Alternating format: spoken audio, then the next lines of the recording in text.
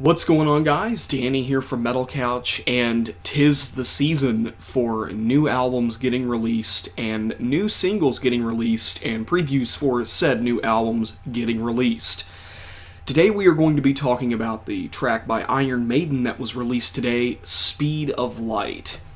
Now, I haven't really talked about new material from Iron Maiden since 2010, about the time that I started reviewing albums on the internet. I can't believe it's been that long.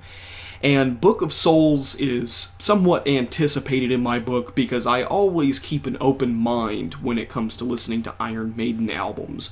And I know The Final Frontier was incredibly divisive, both critically and with the fans. Personally, I enjoyed sections of that album, but overall thought it was mediocre.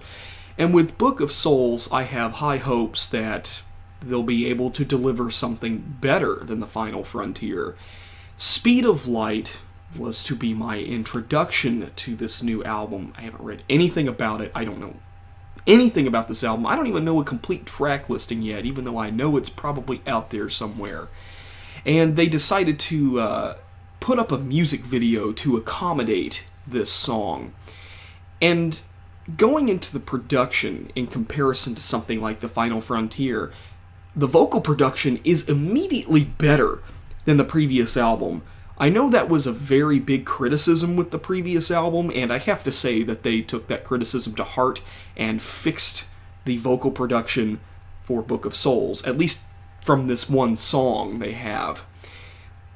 But I can already tell that with the events that have transpired over the course of the past 5 years, everybody in the band getting a little bit older, Bruce Dickinson having to go through cancer treatments, Bruce Dickinson's voice is starting to wane. And it has been for a while, to be fair, but now is the time where I'm beginning to heavily acknowledge the fact that it's not quite Judas Priest territory with Redeemer of Souls, which was just, I don't even know why they bothered. You can tell that Bruce Dickinson can't really do what he used to do anymore. Naturally, that comes with age, but it's one of those things that I find to be incredibly distracting. When it comes to production of guitars, drums, bass, I was actually surprised listening to this song and trying to find the bass. Typically the bass is really cutting through the mix, is incredibly audible, trust me, it's there, but it was a little bit dialed back in comparison to some of their more recent efforts or even their back catalog period. Really surprised with that. Guitar production sounds like stock Iron Maiden guitar production, nothing really to note here. Even the solos within the song I found to be mediocre and not quite exceptional. But then again, this is just one track off of this album. We don't know what we're going to get when we get the full album. I thought that the song was okay. The music video, on the other hand, which won't affect my score of the song, is actually amazing. This is probably one of the best Iron Maiden music videos I've seen in a very long time. I'm a huge gamer, and to see a music video like that come out is just amazing. And I actually want to play some of those games that they featured in that music video. It was kind of cool.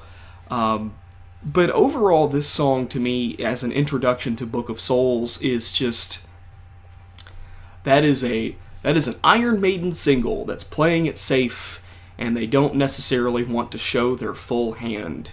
It is a solid song. It is not bad by any means, nor is it anything that's blowing my mind.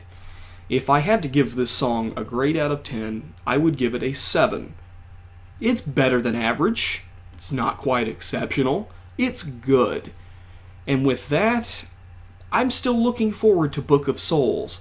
I've heard there's supposed to be a song and this was the only thing that I've seen on the internet about this album, there's supposed to be a song that's even longer, it's like the longest one they've ever made, and that makes me weary because with The Final Frontier, When the Wild Wind Blows was just way too long. And at some points with Speed of Light, I felt that it was dragging on a little bit, but then it kind of picked back up and did something a little bit different to maintain my attention.